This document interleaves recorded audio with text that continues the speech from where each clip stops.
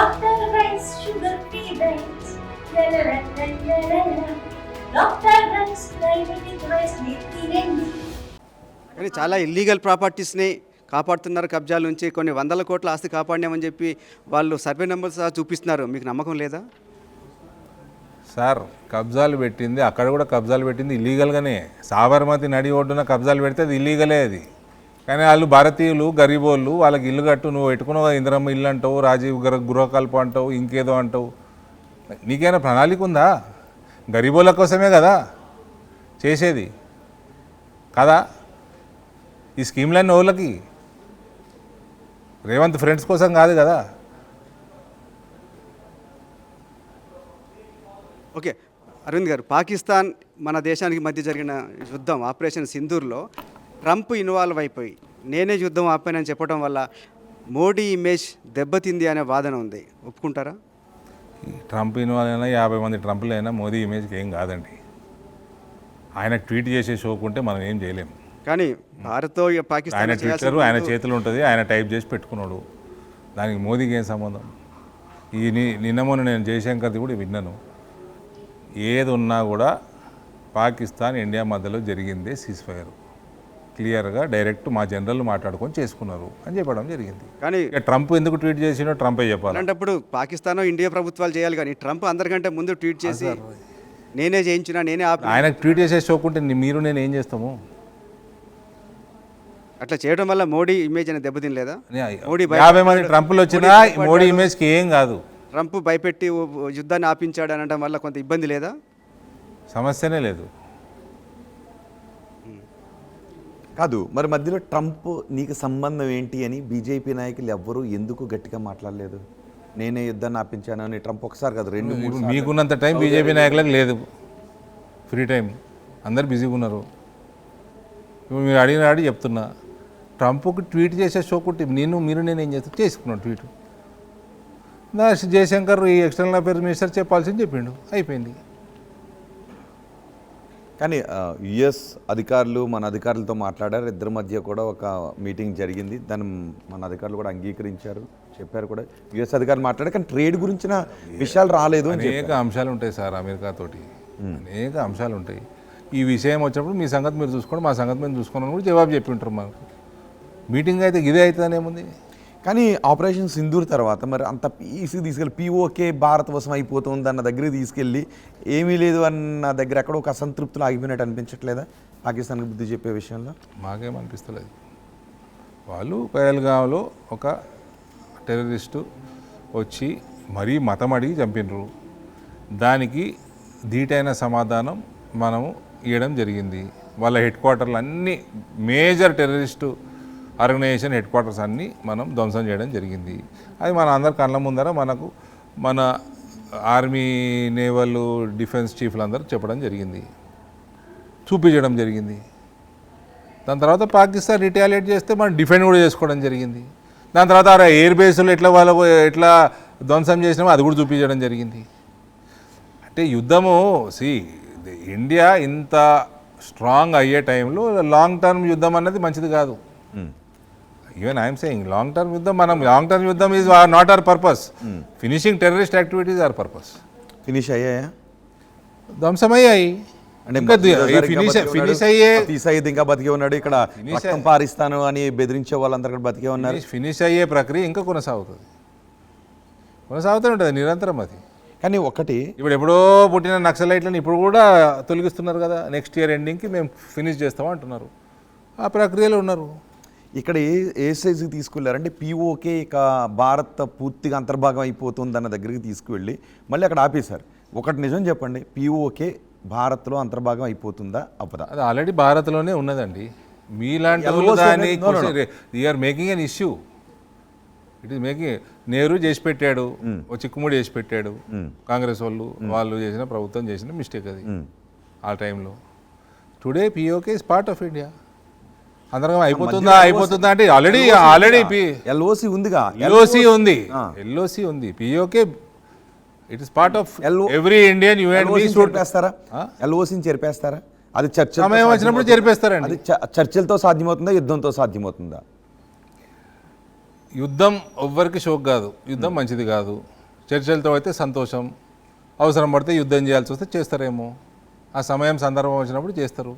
ఇప్పుడు ఏం చేయాలో చేసిండ్రు, ఎంత అవసరమో దానికంటే ఎక్కువే చేసిండ్రు. కానీ చేసిన తర్వాత ఎందుకు యుద్ధాన్ని ఆపారు? చేస్తున్నామనే విషయాన్ని పాకిస్తాన్కి ముందే తెలిసేలా చేసి ఉగ్రవాదులు పారిపోయేలా చేశారు. ఇది దేశద్రోహం అవుతుందని రాహుల్ గాంధీ అంటున్నాడు. ఏ టైంలో అన్నాడు రాహుల్ గాంధీ? వినలేదా మీరు?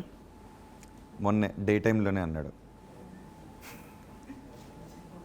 ఆయనను సీరియస్ తీసుకోమండి వాళ్ళని, we don't take them seriously. వాళ్ళు కాంగ్రెస్ వాళ్ళే సీరియస్ తీసుకోరు ఆయనని. ఆయనకి ఏం తెలుసు సార్? రాహుల్ గాంధీని ప్రధాని చేస్తామని కాంగ్రెస్ నేతలు అంటుంటే మీరు సీరియస్గా తీసుకోని అంటారే. వాళ్ళు చేస్తామంటున్నారు కాబట్టి వాళ్ళు మాకు ఆ మాట అనాల్సి వస్తుంది, మాకు కర్మ అని నాతో అన్న వాళ్ళు ఉన్నారు కాంగ్రెస్ వాళ్ళు. మాకు ఈయన తప్ప వేరే నాయకుడు లేకుండా ఏంటో ఆయన అని కాంగ్రెస్ వాళ్ళు నాతో అన్న రోజులు ఉన్నాయి.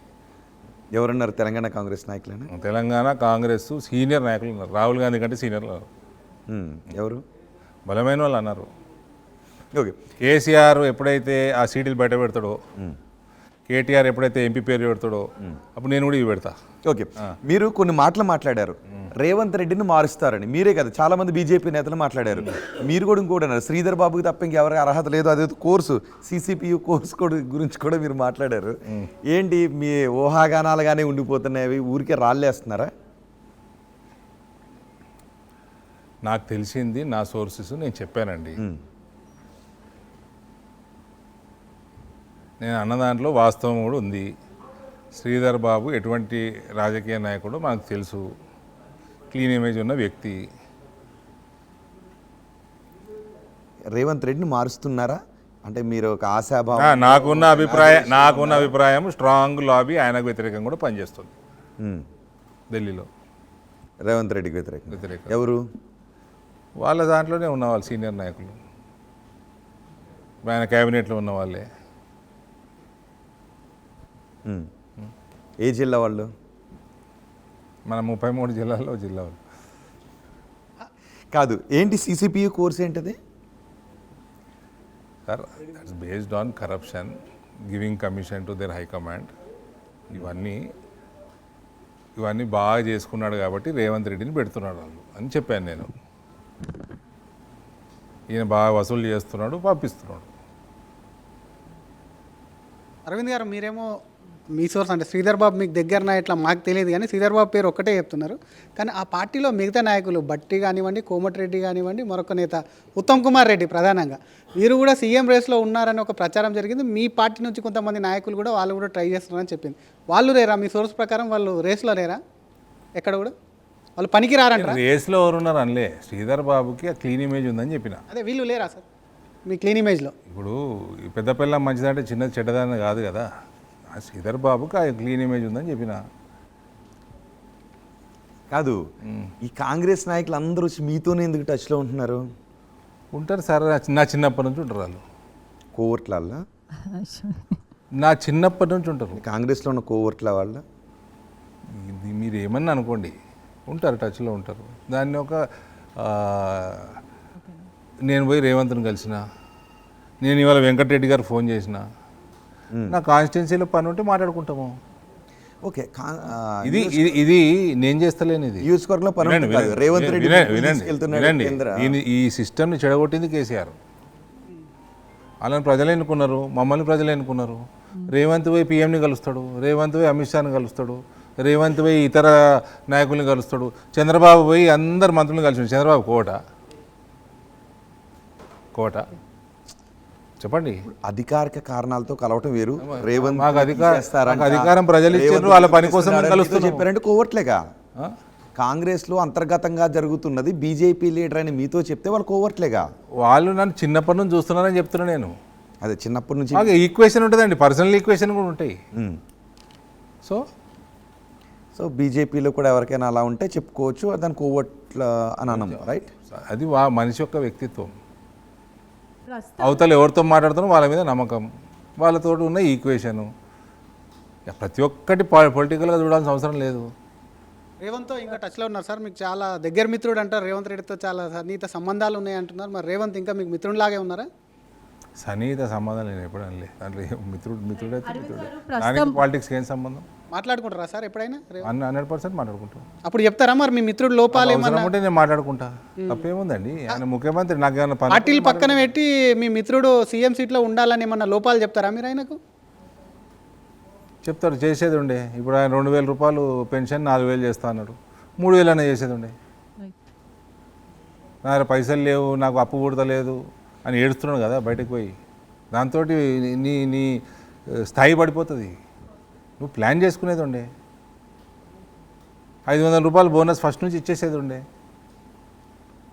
మెల్లమెల్లగా స్కీమ్స్ ఇంప్లిమెంట్ చేసేది ఉండే ప్రజల మధ్యలో తిరుగు జిల్లాలు తిరుగు రివ్యూలు పెట్టు నీ హైడ్రా అటర్ ఫ్లాపు డిజాస్టరు నువ్వు సినిమా ఇండస్ట్రీ మొత్తం అనవసరంగా కొట్లాడుకున్నావు అదో డిజాస్టరు ఇవాళ రియల్ ఎస్టేట్ మొత్తం కూలిపోతాం కారణం నువ్వు నీకు అడ్మినిస్ట్రేషన్ మీద పట్టు లేదు నీకు ఐ థింక్ ఐడియా ఉన్నట్టు కూడా నాకు డౌట్ ఇప్పుడు కానీ పసుపు బోర్డుకు సంబంధించిన ఆఫీస్ ఎక్కడ ఉందో మాకైతే దొరకట్లేదు సార్ మేము అడ్రస్కు నాకు కూడా దొరకలేదు అదే ఎందుకు సార్ పసుపు బోర్డు తీసుకొచ్చి అంటే ఇప్పుడు పసుపు బోర్డు ఆఫీస్ నిజామాబాద్కి హెడ్ క్వార్టర్ ఇచ్చింది అక్కడ పోయి ఒక 10 బిల్డింగ్లు తిరిగినరు సంబంధించిన ఆఫీసర్లు అందులో నిజామాబాద్ రూరల్కి సంబంధించిన ఎమ్మెల్యే క్యాంపు కార్యాలయం ఐడెంటిఫై చేసిండ్రు ఆయన వాడతలేడు అది ఆయన వేరే ఇంట్లో ఉంటున్నాడు అది ఖాళీగా ఉంది మాకు 3 years లీజ్కి ఇవ్వండి అంత లోపల మేము మా పర్మనెంట్ మా సొంత బిల్డింగ్ కట్టుకుంటాము అని అడిగితే 3-4 నెలలు అయిపోయాయి. For latest updates on India Pakistan, download our TV Live app